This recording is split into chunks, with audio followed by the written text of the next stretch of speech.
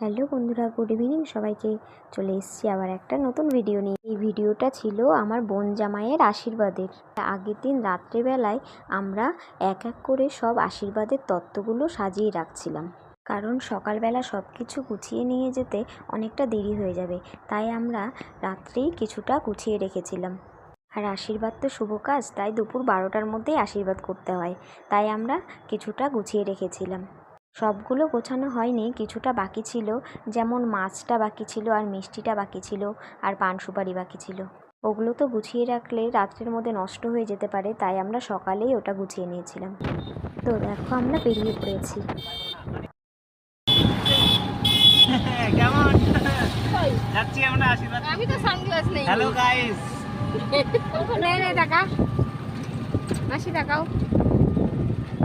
আমরা কয়েকজন সকাল সকাল বেরিয়ে পড়েছি, কারণ আমাদের কিছু জিনিস নিয়ে যাওয়ার কথা ছিল। তোমরা তো দোকান দেখে বুঝতেই পারছো আমরা কী জিনিস নিতে এসেছি। তোমাদেরকে আর দেখালাম না, একদম বাড়ি গিয়ে দেখাবো।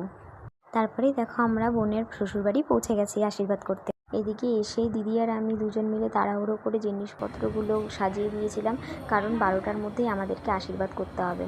আর আমাদের মধ্যে ছেলেকে আশীর্বাদ করার আগে মাছটাকে তেল সিঁদুর লাগিয়ে আগে পুজো করে নিতে হয়। হলুদটা তোমাদের কার কার মধ্যে এই নিয়মটা করা হয় অবশ্যই কমেন্ট করে জানি। তারপরে মা আশীর্বাদ করার পরে দেখো আমি আশীর্বাদ করছিলাম, আর জামাই বলছিল যে মিষ্টি খাবে না, তাও আমি জোর জবরদস্তি মিষ্টিটা দিয়েছিলাম।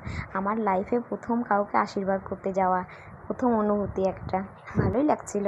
তারপরে ক্যামেরাম্যান বলছিল মিষ্টির থালাটা ধরে একটা ছবি তুলে, তাই টুক করে একটা ছবিও তুলে নিলাম। আমাদের দাদা ভাইও আশীর্বাদ করছিল। তারপরে দেখো আশীর্বাদ শেষ হওয়ার পরে আমরা খেতে বসে গিয়েছিলাম। খাওয়া দাওয়া সেরে একটু সবাই মিলে আড্ডাও মেরে নিলাম।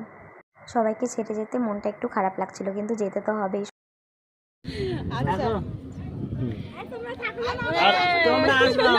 সবাই যাবা? সকাল সকাল আসবে, 3 ঘন্টা নাচতে পারি। এটুকুই ছিল আজকের ভিডিওটা কেমন লাগলো অবশ্যই কমেন্ট করে জানিও। টাটা।